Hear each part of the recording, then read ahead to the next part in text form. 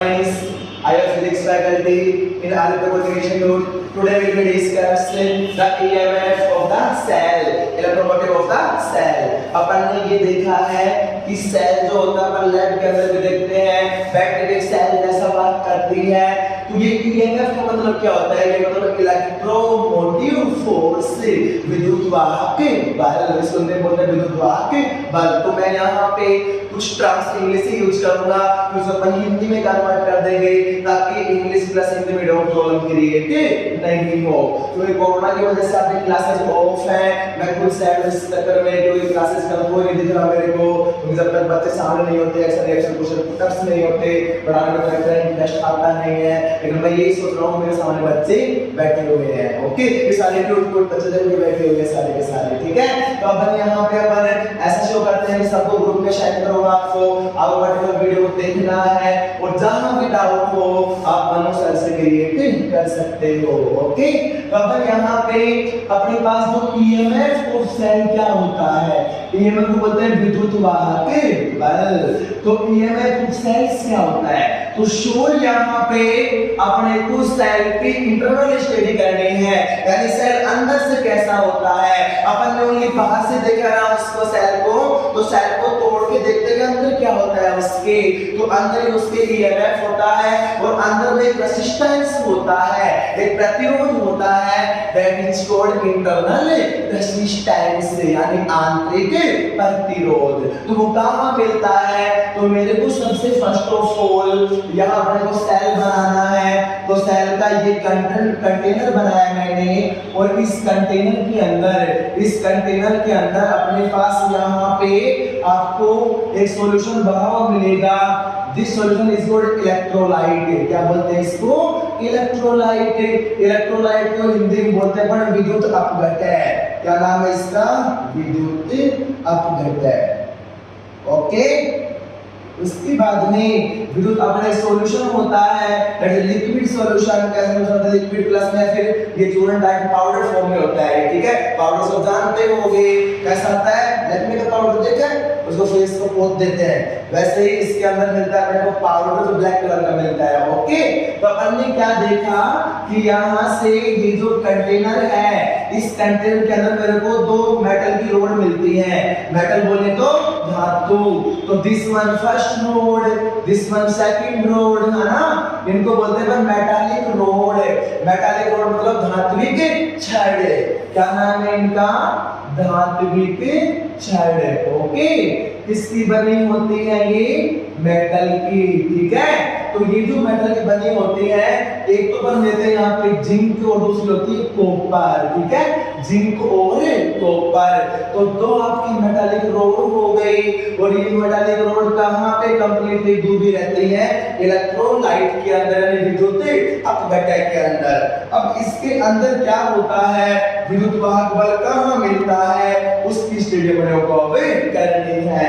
तो शोर यहाँ पे एक कॉन्सेप्ट आपके समझ में आ रहा होगा कि अपन ने ये जो सेल का कंटेनर बनाया है, इसके अंदर दो रोड जो डूबी हुई है, तो इसके अंदर होता क्या है? मैं यहाँ फर्स्ट के अंदर बना है कि जब कोई दो ऑब्जेक्ट एक दूसरे को फ्रिक्शन करते हैं, फ्रिक्शन करने के कारण उसमें से इलेक्ट्रॉन ट्रांसफर हो जाते हैं, और तो जिस ऑब्जेक्ट में से इलेक्ट्रॉन निकल के दूसरे में जा रहे हैं, तो जिससे इलेक्ट्रॉन आउट हो रहे हैं उसमें कौन सा चार्ज आएगा?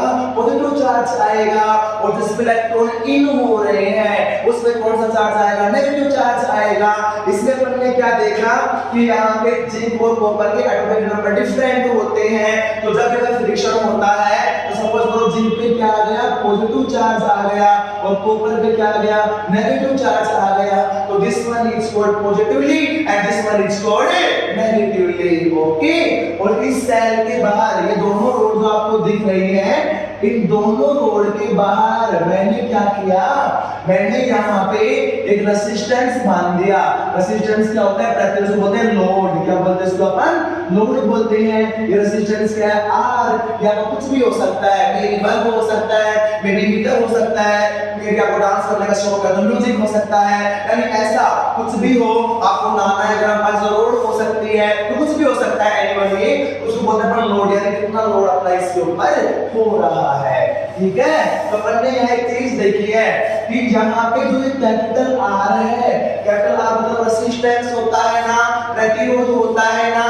तो अब बताओ मेरे को कि ये आपका सेल यहाँ तक है, ये सेल का इन है, क्या है ये इन है, और ये सेल क्या है आउट है। ओके, तो अब बताओ मेरे को कि सेल के इनके बाहर जाते ही आपको लोड मिलेगी ना, जो this one plus this one negative. तो ये जो आपका लोड लगा होता है यहाँ पे, ये जो लोड होता है, सपोज करो जैसे करंट फ्लो हुई, current flow positive to negative, ये क्या है डायरेक्शन ऑफ करंट।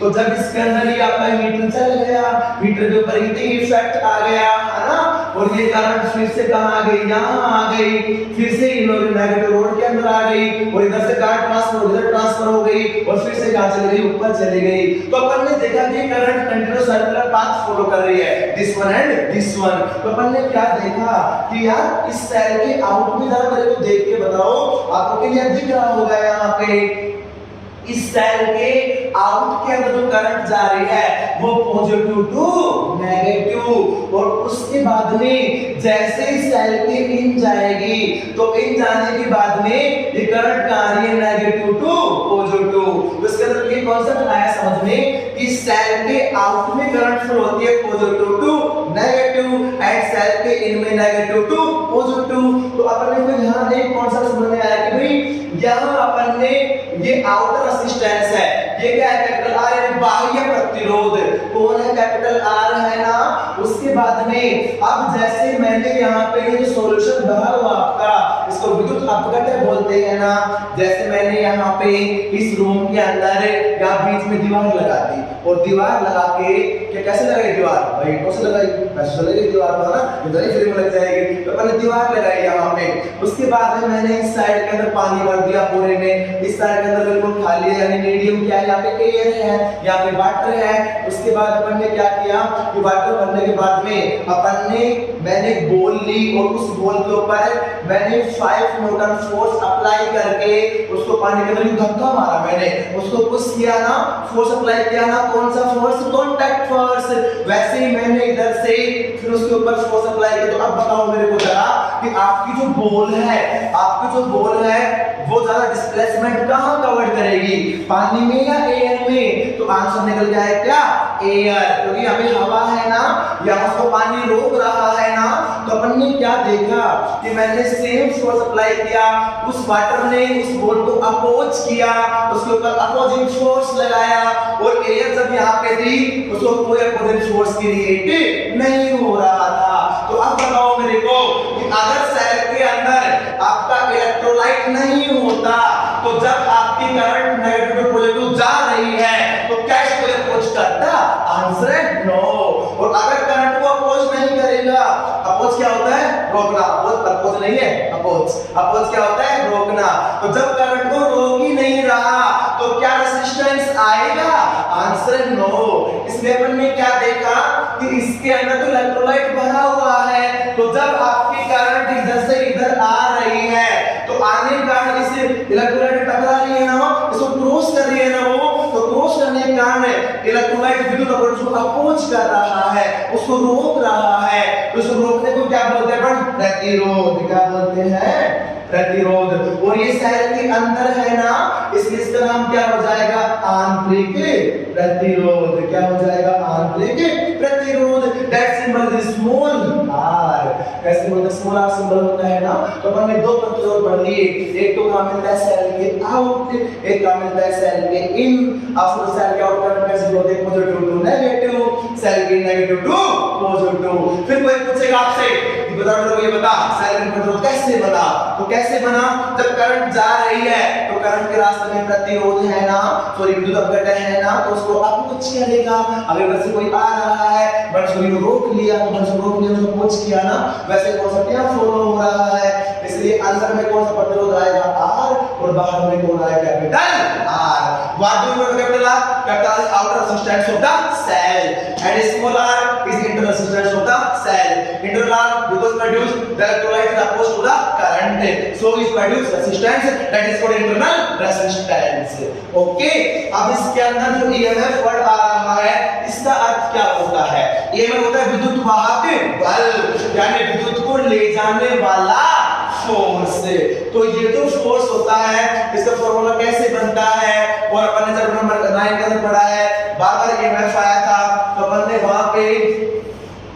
तो क्या होता है V equal to I R होता है ना। यहाँ पे V क्या है वोल्टेज यानी विभवांतर, I क्या है करंट, R क्या है रेजिस्टेंस यानी प्रतिरोध। तो मैंने आपको वहां बताया था कि बच्चों V बराबर क्या होता है E होता है और E क्या होती है किसका सिंबल होता है विद्युत वाहक बल का। तो अपन यहाँ पे ये स्टडी करेंगे कि V इक्वल टू E कैसे होता है। तो ये फिजिक्स के अंदर किसी चीज को रखना नहीं है, तो इंटरफिक्शन यहाँ नहीं चलेगा। यहाँ Y क्यों बना कैसे बना, जब तक आप क्यों नहीं करके नहीं आएगा जब तक अपन इसको यहाँ पे कॉन्सेप्ट क्लियर नहीं होंगे। इसलिए जहां पे अपन कोई क्वेश्चन पढ़ाए कोई भी एलिमेंट टीचर पढ़ाए आपको तो वहां बार-बार क्वेश्चन ये क्यों हुआ ऐसा क्यों हुआ, जब तक आप में हेजिटेशन है आप लाइफ में सक्सेस नहीं होंगे। Success is not immediately but definitely okay. But कब जब अपन ट्राई करेंगे उस चीज की, ठीक है। तो अपन ने क्या देखा कि विद्युत वाहक बल का फार्मूला कैसे बनता है और कैसे उसको अपन डिफाइन करेंगे ओके। तो यहाँ पे जब आपकी करंट फ्लो हो रही है तो करंट फ्लो होने के लिए वर्क चाहिए ना।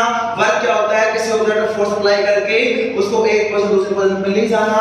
जैसे कोई ऑब्जेक्ट यहाँ है मैंने फोर्स लगाया एफ डिस्प्लेसमेंट कवर किया मतलब वो इक्वल टू एफ एस क्या है यहाँ पे वर्क आ गया ओके। वैसे ही मेरे पास जो ईएमएफ का सिंबल ई होता है ई बराबर W अपॉन Q।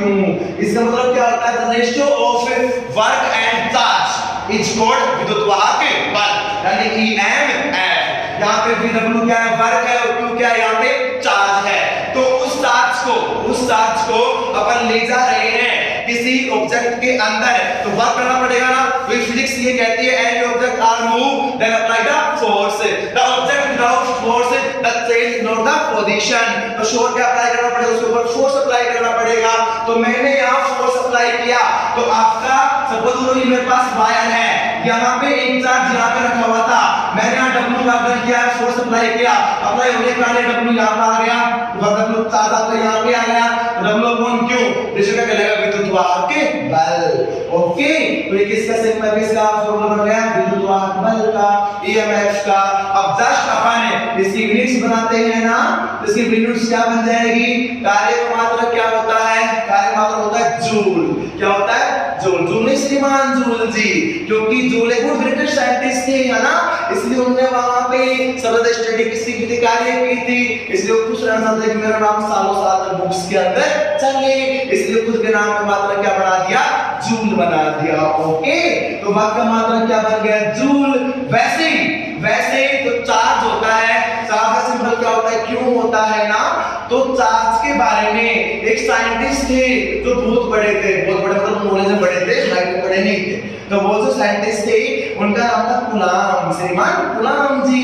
तो श्रीमान कुलाम जी ने क्या बताया चार्ज के बारे में बताया आवेश के बारे में बताया इसलिए वो भी चाहते थे कि मेरा नाम बुक्स के अंदर छप जाएगा ना इसलिए उसके नाम पे क्या बन गया जूल पारे कुलाम ओके।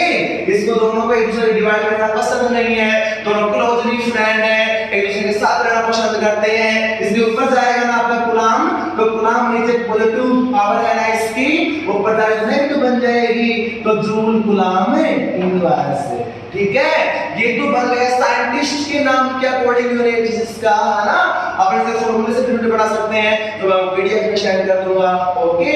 उसके बाद में अपन ने पढ़ा है अगर यहाँ पे कोई मेरे पास ये वायर है ये कोई कंडक्टर है कंडक्टर क्या होता है उसमें करंट फ्लो होता है और इंसुलेटर में करंट फ्लो नहीं होता। कंडक्टर में करंट फ्लो क्यों होता है क्योंकि इसमें फ्री इलेक्ट्रॉन होते हैं तो चार्ज कैरियर कौन होता है फ्री इलेक्ट्रॉन और फ्री इलेक्ट्रॉन किसकी तरफ घूमते हैं आंसर है न्यूक्लियस के चारों ओर घूमते हैं ओके। तो मेरे पास ये कोई कंडक्टर है इस कंडक्टर में इलेक्ट्रॉन यहाँ से फ्लो होता हुआ यूं जा रहा है इलेक्ट्रॉन क्या कहलाता है चार्ज क्यों कहलाता है ठीक है। और इसके दोनों एंड्स के बीच में पोटेंशियल डिफरेंस कितना है V है तो यहाँ पे वर्क का फॉर्मूला क्या बनेगा W बराबर QV ओके। अब मेरे पास इक्वेशन नंबर फर्स्ट है ये इक्वेशन मेरे पास सेकंड है तो सेकंड इक्वेशन में W का फॉर्मूला मिलाना अपने को उस फॉर्मूले को उठा के यहाँ रख दो तो बताओ क्या बनेगा E बराबर W की जगह QV अपॉन Q से Q कैंसिल तो E बराबर V। इसलिए रिलेशन कहता है कि आपका electromotive force is equal to the voltage यानी विद्युत बल इक्वल टू विभवांतर। ओके, तो ये कॉन्सेप्ट किसका था? विद्युत बल का था। मैं इसकी पीडीएफ शेयर कर दूंगा, पूरा फिर से देखते रहो, ओके, कर लेना, ठीक है। अब आपका जो नेक्स्ट टॉपिक आता है वो होता है कॉम्बिनेशन ऑफ सेल। कॉम्बिनेशन क्या होता है? संयोजन। क्या होता है? संयोजन होता है। इसे हम कहते हैं लाइफ के अंदर हर चीज कैसे होनी चाहिए? कॉम्बिनेशन होनी चाहिए ना, लड़ाई में कुछ नहीं रखा ना, इसलिए अपने को कैसा करना चाहिए? संयोजन करना चाहिए। तो कॉम्बिनेशन क्या होता है? अपने पास बहुत सारे सेल मैंने रख दिए आपके यहाँ पे, और मैंने आपसे ये कहा कि बच्चों सब सेल को जोड़ना है, तो मैंने आपको वहां पे दो नाम दिए, एक तो दिया सीरीज कॉम्बिनेशन, एक दिया पैरेलल कॉम्बिनेशन। तो सीरीज मींस क्या होता है? श्रेणी क्रम, और कॉम्बिनेशन मतलब संयोजन। तो फर्स्ट वन इज द श्रेणी क्रम संयोजन and second one is the समांतर क्रम संयोजन, है ना। तो अपने पास श्रेणी क्रम क्या होता है, समांतर क्रम क्या होता है? बहुत सारे सेल्स को जोड़ना है, अपन श्रेणी क्रम में जोड़ना है और अपने को समांतर क्रम में जोड़ना है। तो फर्स्ट ऑफ ऑल मैंने यहाँ पे लिया सीरीज कॉम्बिनेशन। कौन सा लिया? सीरीज। सीरीज क्या होता है? बोलो बोलो, कैसे बोलोगे? बोल दिए यहाँ पे। सीरीज को श्रेणी क्रम संयोजन क्या होता है? श्रेणी क्रम संयोजन। ओके, और सेकंड कौन सा होता है बच्चों? पैरेलल। पैरेलल क्या होता है? समांतर क्रम संयोजन, ठीक है। ये वीडियो बना रहा हूं तो बोलो कम से कम हम क्या कर सकते हैं कॉमर्स में। समांतर क्रम संयोजन होता है ना। तो अपन ने क्या देखा? Series combination, parallel combination. तो सबसे पहले मैंने दो सेल जोड़े, ओके। कितने सेल? दो सेल। फिर एक नहीं, दो नहीं, तीन नहीं, चार नहीं, कितने? n सेल जोड़ना है। तो जब मैंने सर्किट के अंदर दो सेल जोड़े, तो दो सेल जोड़ने के कारण करंट I का फार्मूला क्या बनता है और n सेल के कारण क्या बनता है, दोनों को यहाँ पे डिफाइन करते हैं, ठीक है। तो मैंने सबसे पहले यहाँ पे दिस वन जो आपको बड़े वाला डंडा प्रयोग कैसा होता है? पॉजिटिव, और शॉर्ट वाला नेगेटिव, है ना। तो अपन ने यहाँ पे this one positive, this one negative. उसके बाद में अपन ने सेल का अंदर में स्ट्रक्चर बनाया ना। अंदर में प्रतिरोध क्या होता है? Small r, capital R। Answer is small r, है ना। स्मॉल r क्या होता है? आंतरिक प्रतिरोध, ठीक है। तो यहाँ सेल का विद्युत, पहले वाले सेल का विद्युत वाहक बल E1 हो जाएगा, आंतरिक प्रतिरोध R1 हो जाएगा। उसके बाद में मैंने इसी सेल के दूसरे हिस्से से दूसरा सेल जोड़ दिया, दिस वन, ये जोड़ दिया ना। तो यहाँ पे इसका EMF कितना हो जाएगा? E2 हो जाएगा, और यहाँ पे प्रतिरोध क्या हो जाएगा? यहाँ पे R2 हो जाएगा। उसके बाद मैंने एक संयोजक तार लिया, करंट वायर लेके, और मैंने दोनों कनेक्ट कर दिया, और यहाँ मैंने एक बाह्य प्रतिरोध R कनेक्ट कर दिया, यानी एक तरह की स्प्रिंग कनेक्ट कर दिया, फिर बल्ब कनेक्ट कर दिया। अपने बल्ब कनेक्ट कर, बल्ब यहाँ पे जलने लग गया, ओके, और रूम के अंदर उजाला हो गया। तो अपन ने क्या देखा?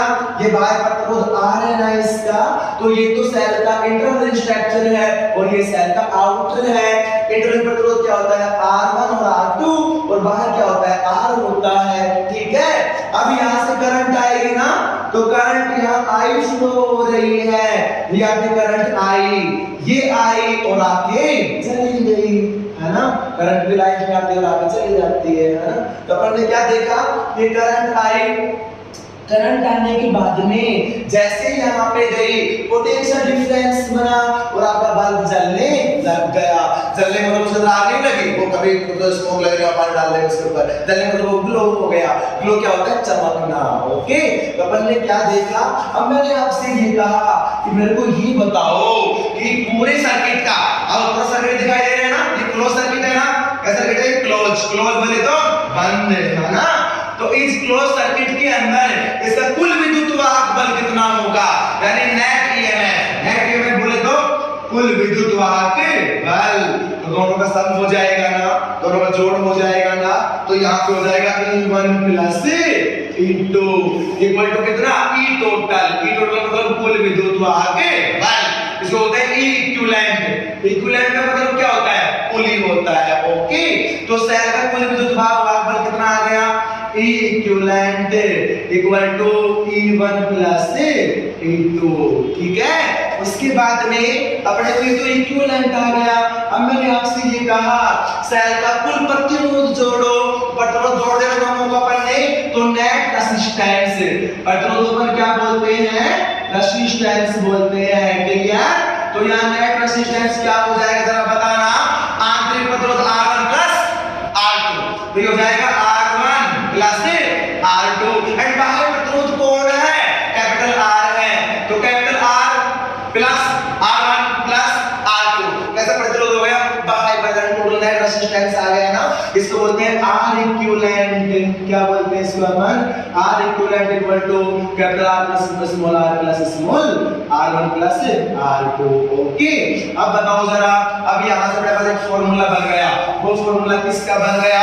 मैंने आपसे ये कहा करंट I की वैल्यू चाहिए, तो अकॉर्डिंग टू ओम्स लॉ पे आ जाओ, क्योंकि ओम्स फिर छोड़ने वाला नहीं है।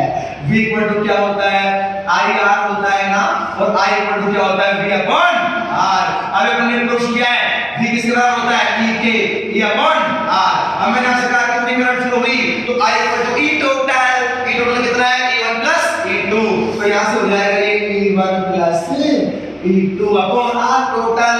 R टोटल क्या आपका? Capital R plus small r1 plus small r2। Okay, जो E1 प्लस E2 किसके बराबर लिख सकते हैं? E इक्विवेलेंट, और R1 प्लस R2 को R equivalent. What you come equivalent? यानी टोटल। ओके, तो यहां से हो जाएगा आपका I equal to E equivalent upon R equivalent. तो मेरे पास अगर श्रेणी क्रम संयोजन होगा, अगर दो सेल जुड़े होंगे, तो अपने पास यहाँ पे ये मेरे पास करंट का फॉर्मूला निकल के आ जाएगा। ठीक है, और अगर ये दो ही सेल हैं, अगर n पर जोड़ दिया अपन, तो फिर फॉर्मूला क्या बने करंट का? मतलब एक नहीं, दो नहीं, तीन नहीं, चार नहीं, कितने तक चले गए? कितने जाएंगे, यानी n तक जाना है। ठीक है, तो अपन ने यहाँ पे n सेल के लिए फॉर्मूला क्या बन जाएगा? That is very simple formula, है ना। ये मेरे पास एक सेल दे रहा, इसका विद्युत बल मैंने E मान लिया, इसका आंतरिक प्रतिरोध मैंने क्या मान लिया? R मान लिया, यानी सबका विद्युत बल सेम है और सबका आंतरिक प्रतिरोध सेम है, तो फिर करंट I का फॉर्मूला क्या बनता है? उसके बाद में आपका दूसरा सेल रहा, this one positive and this one negative. इसके बाद में ये क्या बन गया? R बन गया, ये आपका E रहा। ऐसे इसमें n सेल जुड़े हुए हैं, कितने सेल जुड़े हैं? n। कहां तक लिखेंगे? इसलिए मैंने यहां पे इसको n सेल मान लिया, यह प्रतिरोध R रहा, और मैंने कंप्लीट सर्किल क्लोज करके और यहां कैपिटल R बना दिया। अब बताओ मेरे को कि नेट ईएमएफ कितना आएगा? नेट ईएमएफ यानी कुल विद्युत वाहक बल। तो कौन बताएगा भाई? अपनी वीडियो जो है लाइव चल रही है, आप देख रहे हैं, इसका मतलब है ना आंसर चाहिए मेरे को, बताओ कौन बताएगा? तो यहाँ पे जो नेट ईएमएफ कैसे आएगा? नेट ईएमएफ ऐसे आएगा, अपने पास इस विद्युत वाहक बल का E है ना, इसका भी ईएमएफ कितना है? E है ना, इसका भी अपने पास कितना है? E है ना, तो ओनली एक जोड़ेंगे तो 1E, दो जोड़ेंगे तो 2E, तीन जोड़ेंगे तो 3E, और n जोड़ेंगे तो NE। ओके, कॉमर्स के बच्चे बता रहे हैं ना, तो यहाँ पे क्या हो जाएगा? NE हो जाएगा। ठीक है, तो हमने ये देखा कि n सेल जुड़े हुए हैं, इसलिए कुल प्रतिरोध क्या, कुल विद्युत वाहक कितना बन गया? उसका NE। तो E इक्विवेलेंट का फॉर्मूला क्या बन गया? NE। ओके, n क्या है? नंबर ऑफ सेल, और E क्या है? विद्युत वाहक बल एक सेल का, इसलिए n जुड़ गए तो NE बन गया।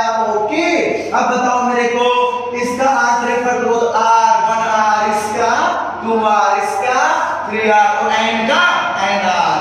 NR के नाम से मोम पानी आ गया है ना, NR वाला नहीं है, NR मतलब n एमसीडी वाला है ना। तो यहाँ पे उसका इंटरनल रेजिस्टेंस आंतरिक प्रतिरोध का फॉर्मूला क्या हो जाएगा? n into R। ठीक है, तो अब बताओ मेरे को, ये तो उसका आंतरिक बाह्य क्या है? कैपिटल R है ना, तो नेट रेजिस्टेंस क्या हो गया? Net resistance equal to capital R plus NR। अब फिर से जरा फॉर्मूला बनाओ करंट का, तो करंट का फॉर्मूला ओम्स से फिर से आ जाओ, तो I equal to E upon R होता है ना, तो नेट E कितना है? NE अपॉन नेट R कितना है? R plus NR। तो किसका फॉर्मूला बन गया? I equal to NE upon R plus NR। तो ये फॉर्मूला कब बनेगा? जब आपके n सेल सर्किट के अंदर जुड़े हुए हैं, और ये फॉर्मूला कब बनेगा? जब आपके ओनली दो सेल सर्किट के अंदर जुड़े हुए हैं। अगर तीन हो तो E1 plus E2 plus E3 और R plus R1 plus R2 plus R3। ठीक है, तो आज क्लास ही ड्रॉप करता हूं, इस बार पर सेकंड टॉपिक लेंगे इसका, इस चैप्टर का लास्ट टॉपिक बच रहा है इलेक्ट्रिकल एनर्जी। बज रहा है। ओके, उसके बाद में अपने को इलेक्ट्रॉनिक के बाद मैंने ग्राफ से स्टार्ट करूंगा, तो ये वीडियो में ग्रुप के अंदर सेंड कर दूंगा। किसी को प्रॉब्लम आए तो मेरा नंबर है, मेरे से कंसल्ट कर लेना। ओके।